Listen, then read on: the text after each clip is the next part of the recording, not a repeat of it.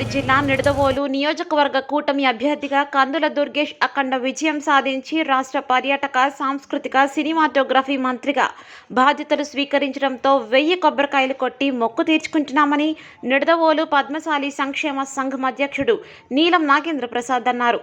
నిడదవోలు పట్టణంలోని గణేష్ చౌక్ సెంటర్లో ఉన్న భద్రావతి సమేత భావన ఋషి ఆలయంలో పద్మశాలీలు కందుల దుర్గేష్ అఖండ విజయంపై 1000 కొబ్బరికాయలు కొట్టి మొక్కు తీర్చుకున్నారు.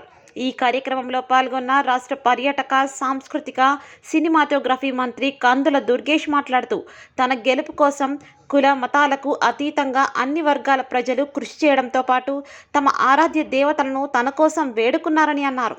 తాను నిడదవోలు నియోజకవర్గ ప్రజలందరికీ ఎంతో రుణపడి ఉన్నానన్నారు. ఆయన వెంట బాబులు రంగా రమేష్, పద్మశాలి సంక్షేమ సంఘం కార్యదర్శి బండారు రాంబాబు, ట్రెజరర్ మంచి వీర వెంకట సత్యనారాయణ, మల్లుల కామరాజు, కొప్పుల కాశీపతి తదితరులు పాల్గొన్నారు.